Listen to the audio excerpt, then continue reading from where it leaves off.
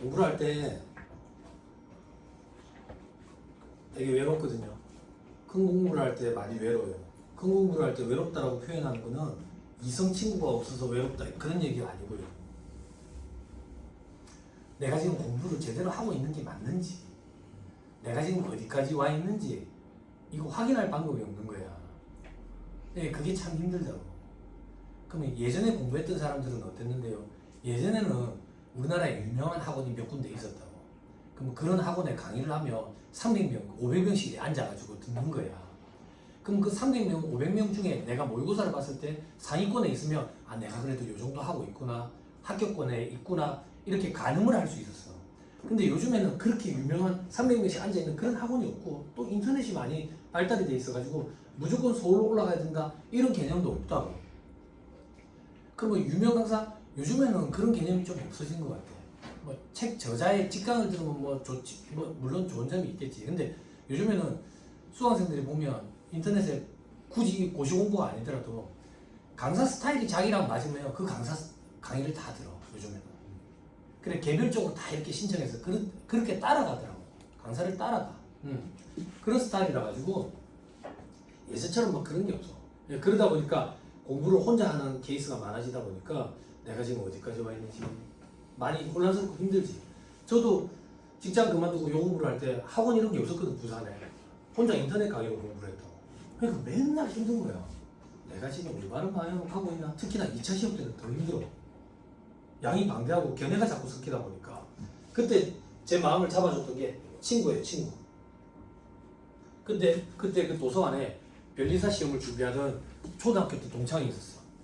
근데 대학도 이제 같은 대학을 나왔다고. 근데 걔는 이제 변리사 시험을 준비를 했는데 공부 기간이 좀 많이 길어졌어 걔가. 그래서 서울에서도 공부해보고 여기 경험치가 많아. 그래서 밖에서 제가 연못 앞에서 담배를 피우고 있으면 친구가 나와가지고 아 힘드나? 막 물어보는 거야. 아니야 내가 제대로 하고 있는 건지 모르겠다. 내가 없는 돈에 괜히 돈 아낀다고 부산에 있어서 더 불안감이 사이나? 돈을 빌려서라도 서울에 올라가는 게 낫지 않았을까? 그런 생각도 좀 많이 한다니까. 그때 친구가 병원이 잘하고 있다. 내 서울에 올라갔다 와봤잖아. 서울에 올라간다고 공부 시간이 많이 확보되는 게 아니다. 서울에 올라가면 호를 단신이라서 밥 해먹어야지, 뭐 옷도 사 입어야지, 운동 거기서 공부 시간이 도리어 더 많이 뺏긴다. 여기가 공부 시간이 훨씬 더 많을 수도 있다. 잘하고 있으니까 그래 생각할 필요 없다. 그랬는데 그게 되게 위안이 되더라고. 그리고 시험이 끝나보니까 맞아. 그래서 제가 예전에 여기서 강의 시작했을 때 애들이 1차 시험 끝나고 나면 고민을 해. 올라갈지 말지. 그럼 저는 항상 그랬다고. 여기서 해도 괜찮아. 여기서 해도 괜찮아. 올라간다고 해서 공부 시간이 많아지는 거 아니야. 근데 이렇게 말씀드리면 뭐 제 견해가 좀 들어가니까 조심스럽지만 서울에 올라갔던 사람 중에 합격한 사람 한 명도 없었어요. 예, 거기 가면 더 현혹하는 부분들이 많아지고 그리고 유혹도 많고 외로우니까 혼자 올라가가지고 공부 시간이 확보가 많이 안 돼. 그래가지고 이 바닥을 뜬 친구들이 대다수고 안 뜬 친구들은 여기 내려와서 다시 공부를 해가지고 다시 그 기간만큼 할애해서 작년에 합격했어요. 그래 잘 판단을 해봐. 지금은 제가 스터디 이런 거 하지 말아야지. 왜? 스터디 이런 거 하면 지금은 아직 수준이 낮기 때문에 실력이 없기 때문에 서로 오답을 공유하게 되는 그런 가능성이 있다고. 혹은 놀자판이 되는지. 근데 2차 공부할 때는 스터디를 해야 돼. 스터디를. 그러니까 지금 누가 좀 잘하는지, 누가 성실한지 이런 걸 잘 봐놔. 뭘 가지고 성실함을 측정하는데요? 지각하는 사람 보면 돼. 지각하는 사람은 스터디 할 때도 지각해. 남의 시간을 소중하게 생각 안 합니다. 그런 사람을 배제하고 스터디를 해야지. 그럼 저는 이미 배제됐나요? 배제된 사람들이 있을 거예요. 그래서 스터디를 하면서 이렇게 스터디라고 세법학 문제를 쫙 읽고 20분 동안 우리 생각해보자. 뭐라고 쓸 건지. 그리고 나서 니는 뭐라고 쓸래? 어떤 조문 갖다 댈래? 니는 뭐라고 쓸래? 어떤 조문 갖다 댈래? 아 이렇게도 생각할 수 있구나. 저렇게도 생각할 수 있구나. 나처럼도 생각할 수 있구나. 근데 모범 답안을 보니까 세법학 강사인 뭐 이 사람은 이렇게 견해를 썼네. 그러면 우리가 이렇게 쓰는 게 낫지 않을까라고 하다가 어느 순간 수준이 쌓이잖아. 수준이 높아지면 모범 답안에 우리가 이런 걸 가미하면 좀 더 좋을 것 같지 않냐? 라는 공통적인 방향, 이제 한 방향으로 가기 시작한다고. 옆길로 세면 안 돼. 양이 많기 때문에. 그러면 이제 모범 답안보다 더 나은 답안을 쓸 수도 있다고. 쓸 수도 있다고. 응. 그래야 된다고. 그래서 2차 때는 스터디를 좀 하세요. 세법학만. 세법학.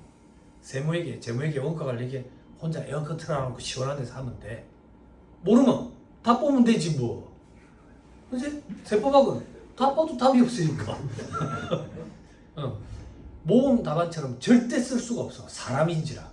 그런데 모의고사 1등 답안처럼은 쓸 수 있어. 사람이니까.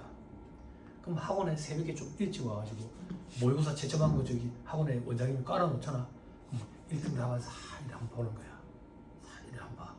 살 봐야 돼. 이게 자기 자소서랑 개념이 비슷해. 누가 내 자소서 보면 기분 나쁘잖아. 왜 기분 나쁘냐? 거짓말이니까. 아니 거짓말이니까 기분 나쁘잖아. 뽀록 나는 것 같아서. 자기 실력 뽀록 나는 것 같아서 자기 답안 남이 보는 거 엄청 치고받고 싸웁니다. 그 정도로 예민합니다. 그래서 살짝 와서 쓱 보는 거지. 그리고 2차 시험 때 회계학 문제풀이 과정을 보여줘야 되는데 풀이 과정을 어느 정도 보여줘야 됩니까? 김영덕 회계사님 책에 있는 풀이 과정 안 된다니까. 김영덕 회계사님 정도도 안 되는데 실력이 그렇게 못 써요. 사람인지라. 근데 1등 답안만큼은 쓸 수 있다니까. 그래서 1등 답안을 쓰고 답안에 이 정도 보여주면 되겠구나 라고 자기 나름대로 이제 가이드라인을 만드는 거지. 그래가지고 제가 예전에 얘기했잖아. 저 고등학교 3년 내내 짝이 전교 1등 친구였다 했잖아. 흉내를 내면 같이 잘해. 잘하는 사람이 흉내를 내면 같이 잘한다고. 그래서 1등 답안을 이렇게 쓱 봐봐. 그럼 여기서 뭐 1등 답안? 여기서 1등 답안이 아니라 여기 학원에 세법학 1등 하는 사람이 전국 모의고사 보면 막 3등씩 하고 막 이래. 수준 높다고. 왜 그런 일이 있는데 유예생들이 이제 투입될 거거든. 유예생들이 투입될 거라고. 고수들이 막 온다고 이제 모의고사 응시해 보려고. 살짝 이렇게 보고 자기만의 답안을 좀 추려가는 거예요. 그 자기만의 답안을 미리 좀 추릴 수는 없나요? 네가 지금 하고 있는 게 자기만의 답안이야. 네가 스케치북에 그려가지고 벽에다 붙여놓지. 그게 네 답안이라고. 네 답안. 이런 트레이닝을 하면 미리 하면 좋은데 얘기를 해도 안 하고 떨어지고 나면 와가지고 울고 응? 보고 있으면 안타깝고. 응? 그렇다. 갑시다. 그냥 봄처럼 열심히 하면 안 돼요. 요즘 시대는. 나이를 치고 보면 얼마나 영악하게 공부하는데 영리하게 해야 돼요. 영리하게. 자, 298페이지 중간연합세. 말 그대로 미리 내놔놓는 거. 요게 중간연합세예요. 요번 달 지금 몇 월이에요? 11월. 요번 달에는 이제 종소세 중간연합 기간입니다. 미리 내놔놓는 거라고. 미리 내놔놓는 거. 자, 사업연수 기간이 6개월을 초과하는 범위는 중간연합 기간에 대한 법인세를 납부해야 된다. 그죠? 납부 기한은 지난 날로부터 2개월. 그러면 12월 말 범위인 경우에는 중간연합 기간이 반년이니까 6월 말이지. 그때로부터 2개월이니까 8월 말이죠. 8월 말. 됐죠? 괄호 안에 분납 가능. 중간연합세도 분납 가능해. 1,000만 원이 넘는 경우에. 자, 그 밑에 대상 제외 되어 있죠. 그죠? 다음 범위는 중간연합 의무가 없다. 말문제 보기 구성합니다. 동그라미 그리고 학교. 됐죠? 고등교육법, 초중등교육법 이렇게 돼 있네. 초중등교육법에 따른 학교가 초등학교, 중학교, 고등학교까지예요. 고등교육법에 따른 학교가 대학교다. 이렇게 생각하면 돼요. 됐죠? 그냥 학교들. 됐죠? 그 다음 동그라미 2번. 직전사업운동의 중소기업인데 산출세액을 기준으로 계산하는 방법으로 계산한 금액이 50만 원 미만인 내용법이에요. 산출세액을 기준으로 계산하는 방법이 도대체 뭔데? 다음 페이지 괄호 3번에 계산 방법은 방법 1과 2 중에 선택하도록 되어 있다고. 방법 1은 뭔데? 직전연도 산출세액. 직전연도 산출세액을 12분의 6으로 딱 곱해가 반을 나누는 거야. 이게 직전 사업연도 산출세액 기준으로 중간연합세액을 계산하는 방법이라고. 그럼 다시 돌아와가지고 그 금액이 50만 원이 안 된대. 그러면 이 절차에 소요되는 비용이 더 많겠다. 그러면 중간연합 의무를 면제해주자 그 얘기야. 됐죠? 이게 과거에는 30만 원이었거든. 50만 원으로 바뀌었어. 그래서 오답 보기에 30만 원으로 나올 가능성이 좀 있어. 됐죠? 혹은 부가가치세법이랑 헷갈려 하거든 수험생들이. 그래서 3분의 1에도 미달하는 경우 이렇게 오답 보기가 구성되는 경우도 있어. 봉환아 힘드냐? 3분의 1에도 미달하는 경우. 기억나지? 실적 저조자. 부가세법.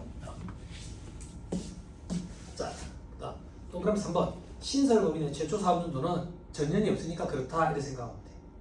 됐죠? 자, 나머지는 볼 필요 없습니다. 밑에 구조 되어 있죠? 구조. 중간 연합 기간에 미리 내놓은 걸 기납부 세액으로 나중에 차감해 주는 거야. 다음 페이지. 자, 방법 1. 산출세액을 기준으로 하는 방법. 12분의 6을 곱한다. 그때 전기부담세액은 전기산출세액에서 감면공제세액 빼고 원천징수세액 수시부가세액을 뺀 금액에 12분의 6을 곱해. 그러면 이렇게 생각하면 돼, 소연아. 전기감면공제세액을 올해도 그런 규정을 받는다라고 보고 차감해 주는 거야. 그리고 전기원천징수세액 수시부가세액도 올해도 그런 일이 있겠지라고 보고 차감해가지고 12분의 6을 곱하는 거라고.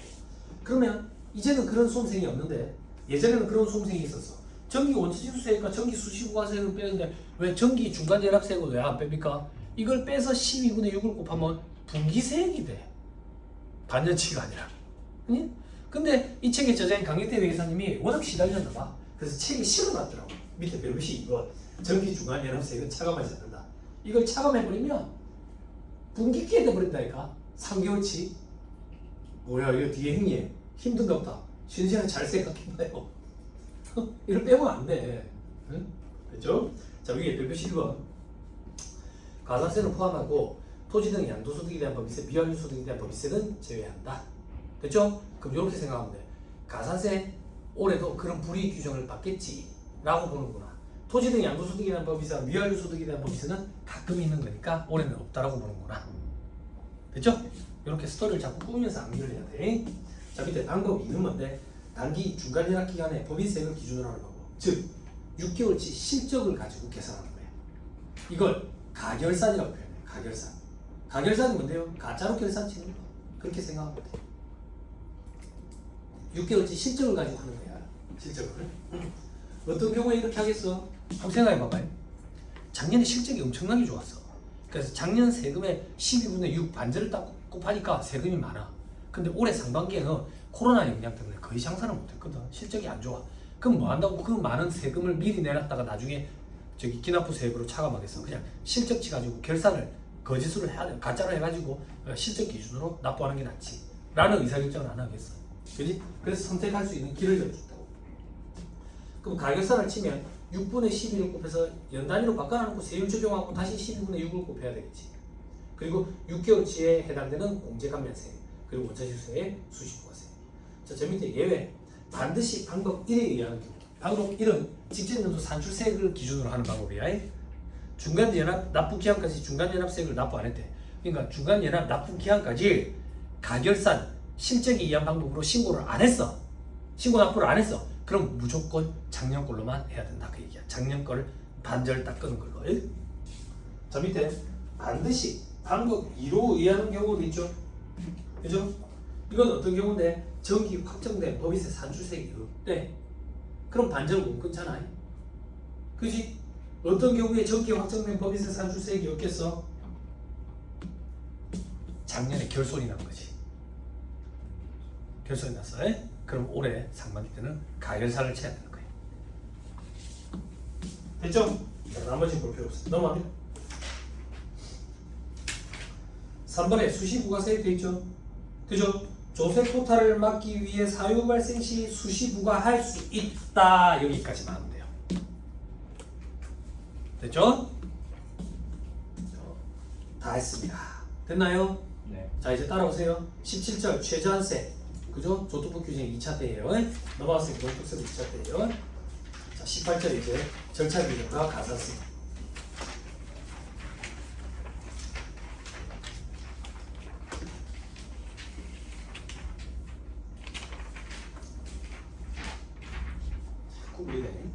자, 절차 규정. 신고 기한 있죠. 강사무 종료일 속한 달에 만료부터 3개월 내에 성시 중 항에서 제출하는 경우는 한 달 더 준다. 그죠? 4개월. 됐죠? 넘어갑니다. 감사무 소득금이 없거나 결손이 있는 법인도 신고는 무조건 해야 돼. 됐죠? 마이너스가 나와도 신고는 해야 된다. 그 얘기야. 됐죠? 그리고 밑에 신고 시 다음에 필수 첨부서를 미제출하면 무신고로 보겠대. 무시고 가산세를 적용해. 자, 동그라미 1번 재무상태표 부가가치손익계산서 이익잉여금 처분계산서. 됐죠? 됐죠? 자, 저를 봐봐. 그러면 학생들은 조금 힘들어한다. 재무회계 시간에 공부했는데 현금흐름표는 왜 없어요? 재무제표에 현금흐름표는 외관법 대상법, 외부 감사제도 적용 대상법에 바위인들만 제출하도록 돼 있어. 그럼 그 이익잉여금 처분계산서는 왜 말입니까? 이익잉여금 처분계산서는 재무제표에 구성요소 안 들어간대. 상법에 의해서 이익잉여금 처분계산서를 작성 제출하도록 돼 있어. 상법 때문에. 그래서 그런 거야. 그러면 궁금증이 풀릴 거야. 사전 질문 원천 봉쇄야. 따라오지 마. 그러니까 질문하러 와요. 자, 그리고 결손이 발생했으면 결손금 차익계산서. 또 그럼 이번에 세무조정 계산서는 듣고 올리면 돼. 세무사들이 세무조정을 해가지고 세금이 얼마인지 계산해 주잖아. 그 양식들 책처럼 이렇게 엮어서 줘. 제본을 떠가지고 양이 많아. 그걸 세무조정 계산서라고 그래. 그냥 그렇게 생각하면 돼. 세무조정 계산서 이제 사무서식이라고 부르는 게 있는데 그런 건 실무적인 거라서 실무 강의할 때 얘기하고 사무서식이 제목이 뭔데요? 1호서식이 제목이 뭔데요? 그런 거 암기하는 게 아니라 서식의 제목이 너무 길다 보니까 우리가 실무적으로 그냥 사무서식 1호서식이라고 부르는 거야. 그냥 사무서식이라는 용어를 알고 1호서식이라는 용어를 알고 그게 유식해보면 도리어 무식한 거야. 아무튼 그런 건 필요 없어. 그냥 세무조정 계산서라는 걸 첨부 안 하면 무식으로 못하더라. 수능 기간에는 그 정도만 하고. 자, 그 다음 밑에 조정관의 수습 자가 작성해야 된다. 자, 이거는 뭐냐면 세무사 등이 작성해야 된다. 그냥 그렇게 생각하면 돼. 세무조정 계산서 이런 거. 세무사 등에는 세무사, 세무법인, 회계사, 회계법인이 있는데 변호사도 포함됐지. 변호사. 외부 조정은 할 수 있어요. 변호사들이. 그것도 이제 사자들끼리 조금 그런 게 있었어. 나중에 합격하시게 되면 다 듣게 될 거예요. 자, 밑에 납부, 신고기한과 동일. 그러니까 신고하다 동시에 납부해야 되는 신고 납부 세목이라는 거예요. 자, 밑에 분납. 납부할 세액이 1,000만 원을 초과하는 경우에는 분납 가능하다. 승인 불필요 돼 있지. 승인 불필요. 자, 요건 잠깐만 보면 요거 보여주면 암기할 게 없어지니까 한 번만 보여줄게. 저 앞에 서식 한번 찾아보자. 서식.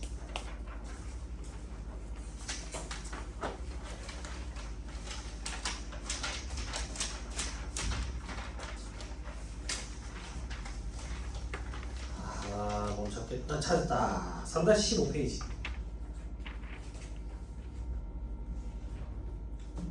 3-15페이지에 법인세, 과세표준비, 세액조정 계산서 돼 있죠?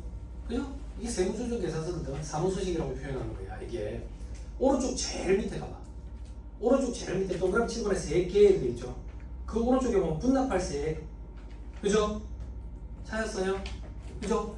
여기에 숫자를 집어넣으면 그냥 분납 신청이 이루어진 거야. 별도의 세무서에 연락을 해가지고 우리가 분납할게요. 그래 승인해 주세요. 이런 승인 절차를 요구하는 게 아니라 여기 숫자를 넣으면 그냥 분납 신청이 이루어진 거라고. 됐어요? 네. 됐죠? 다시 돌아오세요.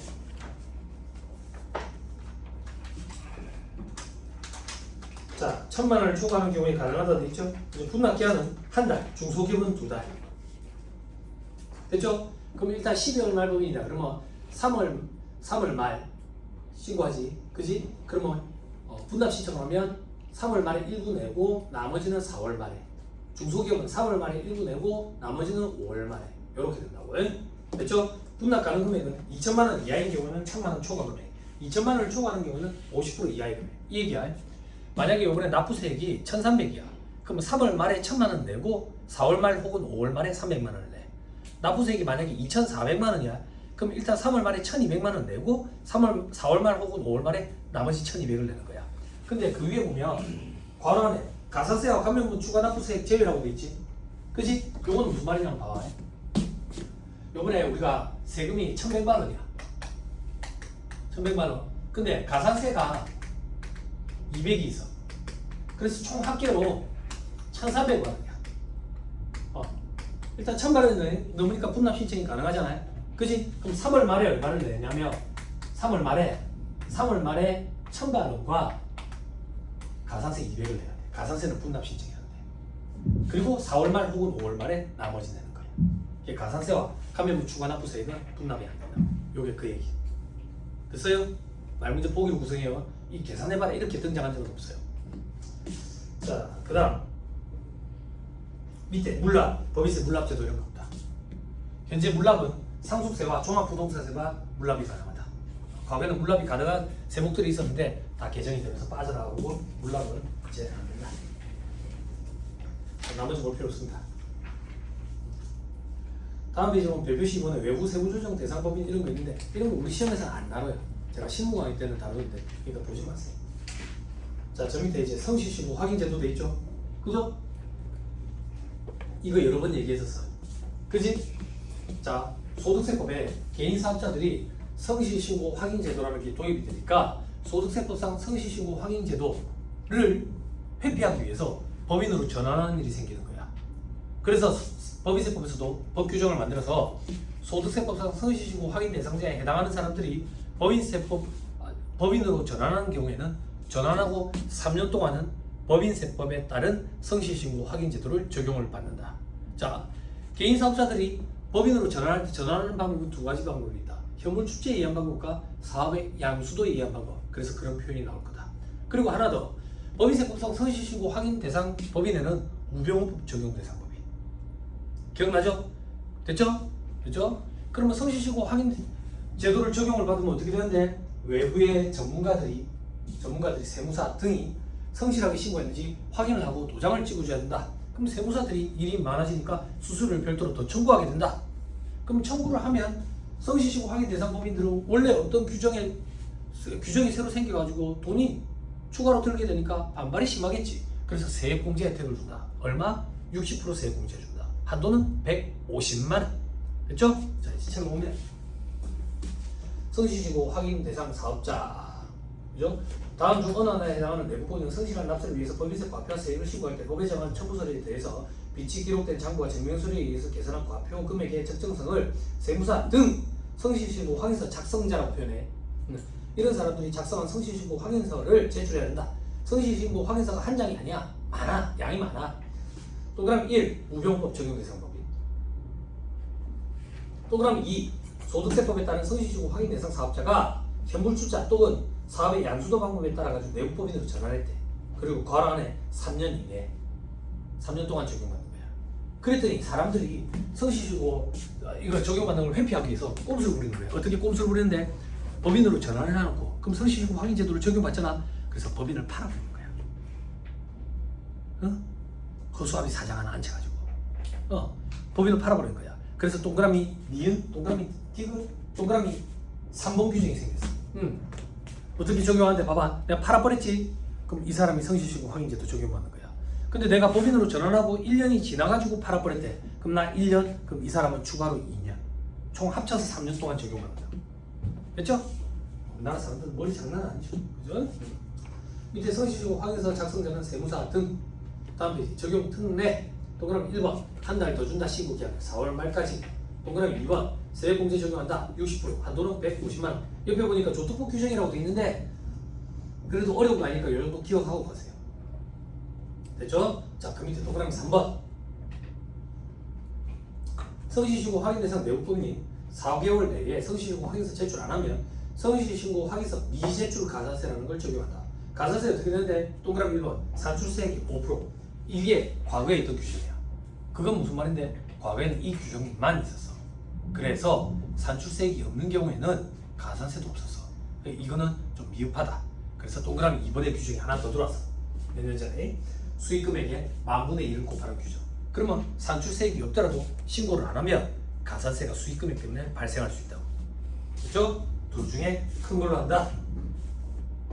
밑에 별표시 1번 동그라미 1번 다만 주식회사 외부 감사에 관한 법률에 따라 감사인에 의한 감사를 받은 내부법은 제출하지 아니할 수 있다. 성실신고 확인 제도가 회계 감사나 마찬가지라고 보는 거야. 그래서 회계 감사를 받은 법인은 별도의 성실신고 확인 제도를 적용을 안 받는다는 얘기야. 됐나요? 네. 됐죠? 밑에 가산세 보지 마세요. 부가세 보면서 하는 것만 보면 돼요. 참고사항은 3-312페이지. 참고삼아 무신고 가산세, 과소신고, 초과환급 신고 가산세 돼 있죠. 부가가치세 보면서 공부할 건데 가산세 보니까 납부수익이 20%, 40%, 10% 이런 거 있죠. 부가세법에도 있는 규정이거든. 근데 법인세법에는 수익 금액 기준으로 가산세 계산하는 규정도 있어. 만분의 14, 만분의 7 이렇게. 그래서 납부수익이 없더라도 가산세가 있을 수 있다고. 그래서 가산세 규정의 차이가 조금 있기는 하다. 그 정도만 보고 넘어가면 돼. 부가세법에서 가산세가 나와.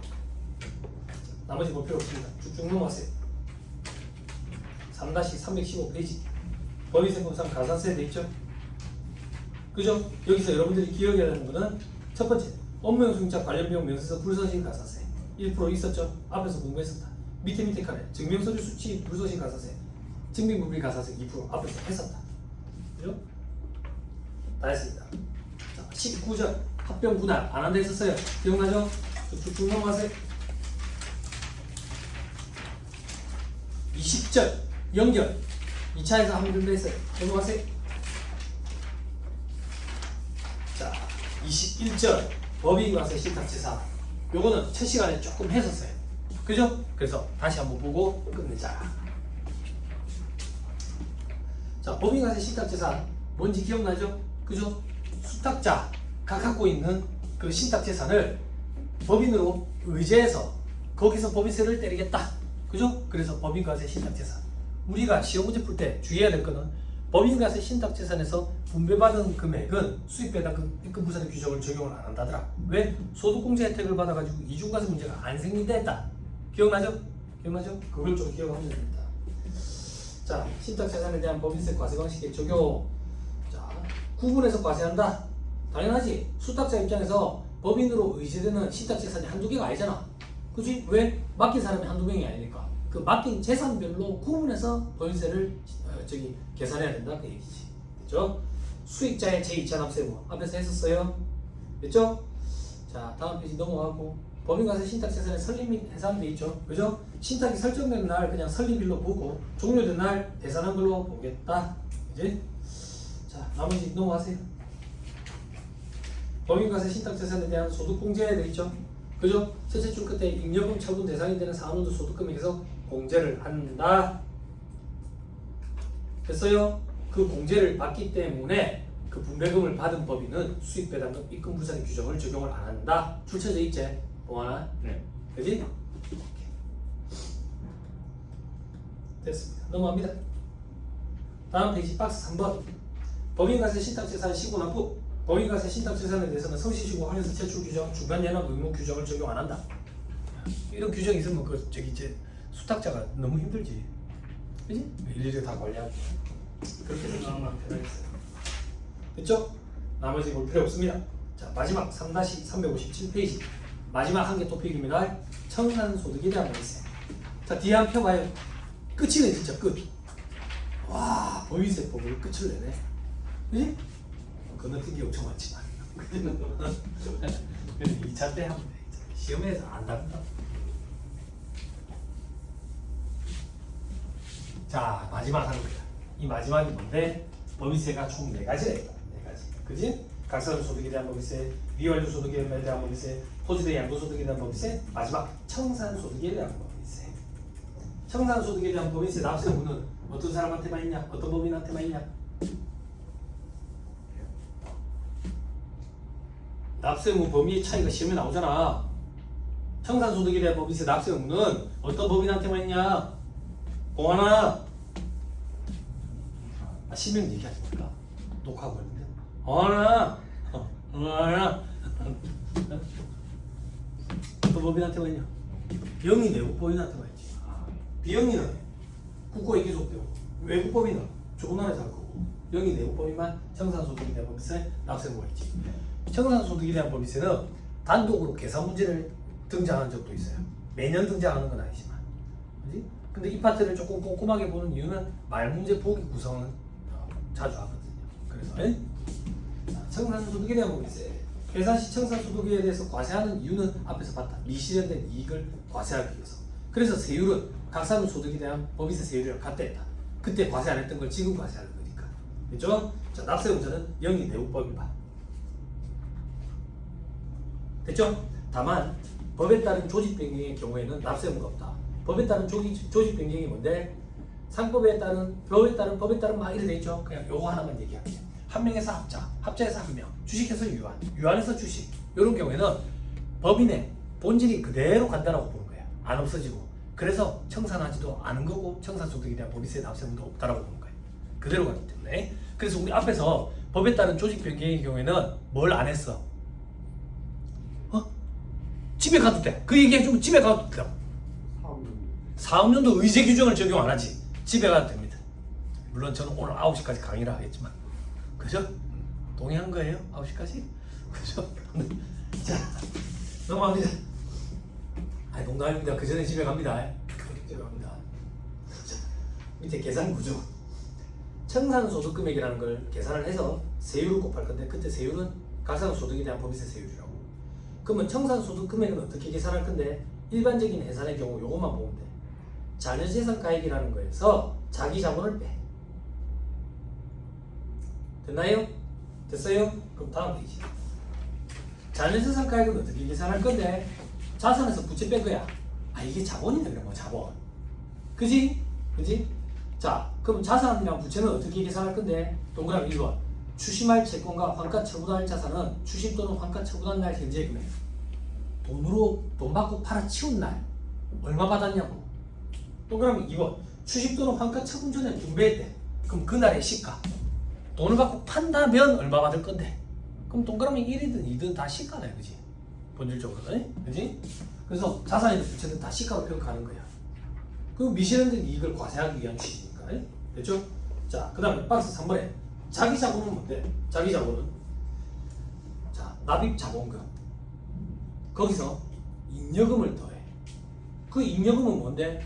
잉여금은 자본 잉여금도 있고 이익 잉여금도 있겠지. 그런데 우리는 세법을 하니까 세법상 잉여금 밑에 별표시 1번 6원은 마이너스 6을 가감해야지. 거기서 이제 이월결소금을 빼내. 앞에서 우리 예습했지. 청산소득에 대한 법인세 과세할 때는 계산할 때는 이월결소금은 발생연도에 제한이 없는 이월결소금을 차감한다고.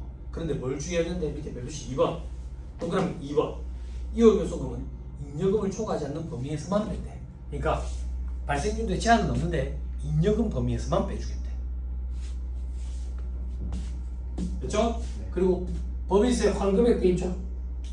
그죠? 이거 시험에 안 나올 건데 법인세 환급액은 뭐냐면 법인세 환급받은 돈, 내 돈이잖아.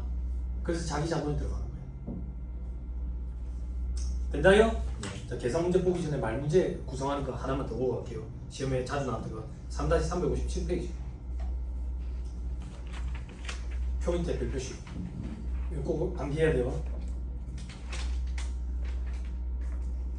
법인이 회사 등기일 현재의 자산을 청산기간 중에 처분한 금액은 이를 청산소득금액에 포함시켜야 돼. 다만 청산기간 중에 해산 전에 사업을 계속해서 영위를 하는 경우가 있대. 그때 사업에서 발생한 사업 수익 금액은 그러하지 아니하다 되지. 즉 청산기간 중에 해산 전에 사업을 계속해서 영위해서 발생되는 소득금액은 청산소득금액에 집어넣으면 안 되고 각산연도 소득금액에 집어넣으라는 얘기야. 요게 말문제 보기를 몇 번 구성했어. 시험에 오답 보기로 청산소득금액에 합산한다 이렇게 던져있다.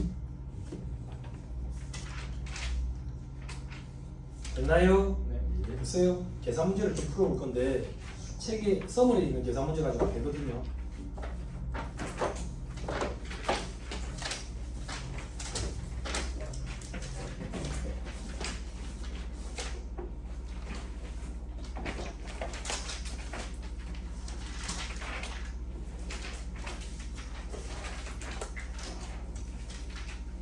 없네. 참네, 없네. 여러분 어디 보시면 되냐면 1482페이지 보세요.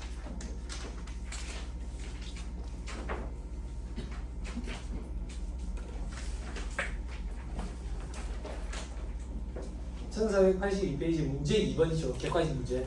요 기출 문제거든. 회계사 기출. 요걸로 좀 봐요. 요걸로. 요거 가지고 갈게요. 자, 다음은 제조업을 영위하는 영리내역금이 주식회사 A가 24기 말에 해산하기로 결의하고 해산 등기일 현재 재무상태 등에 대한 자료이다. 청산소득 금액까지만 계산하래. 뭐 세율 곱하는 건 기계적으로 하는 거니까 그거 뭐 물어볼 필요가 있겠냐 이 얘기야.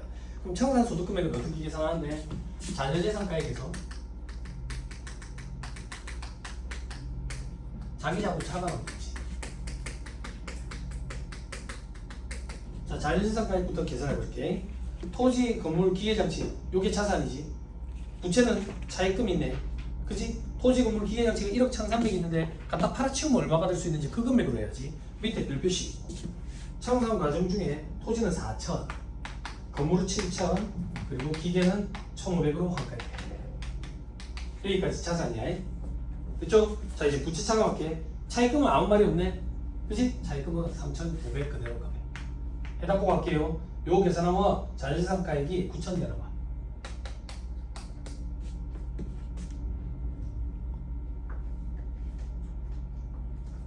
됐죠? 자, 그 다음에 이제 자기자본 계산할게. 자기자본. 자기자본은 뭘까? 납입자본에 인여금 더하고 이월배수금 차감됐다고. 납입자본, 자본금 5천만 원 있네. 여기에 인여금 더해야 돼.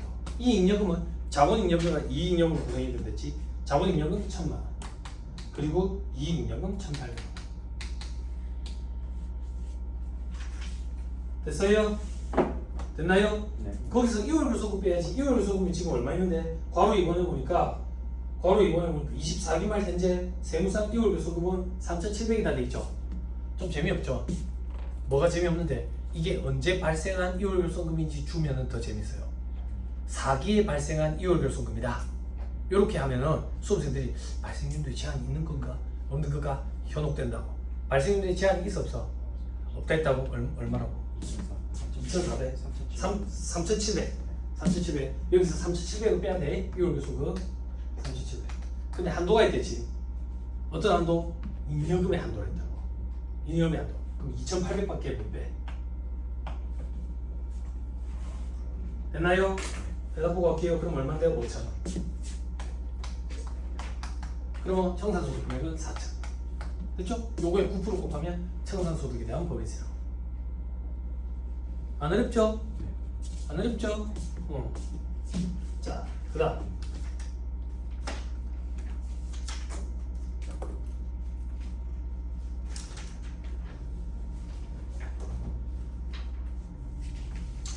자, 이제 어디로 오는데 서머리로 오세요.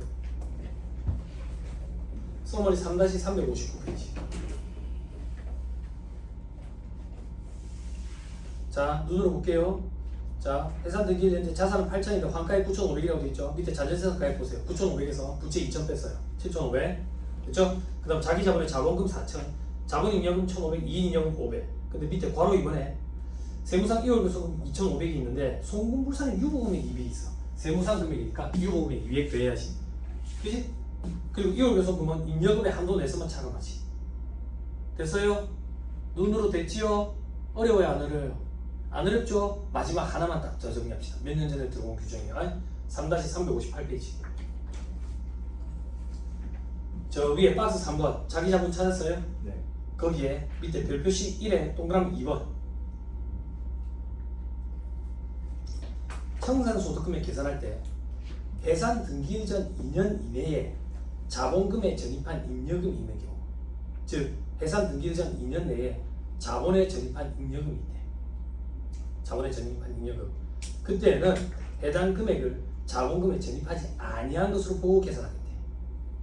저 밑에 사례 봐봐.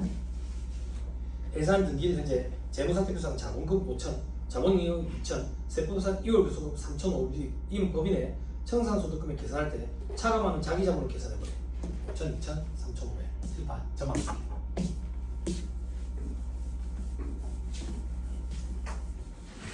숫자 가정할 거예요. 위에는 그대로 쓸 거예요. 위에는 자 납입자본 5,000원. 그리고 얼마라고? 잉여금 얼마라고? 어디 있었지? 2천만 원. 2천만 원.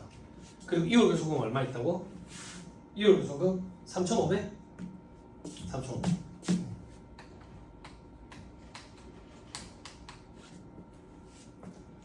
됐어요? 얼마예요? 실판 보세요. 그럼 한도는 얼마예요? 2천만 원 한도죠. 그죠? 그러면 자기 자본은 5천이 되죠. 그죠? 그럼 청산소득 금액은 얼마가 돼요? 4천이 되죠. 됐죠? 근데 뭐가 문제인데 얘들이 청산자금을 하는데 해산 등기하기 전에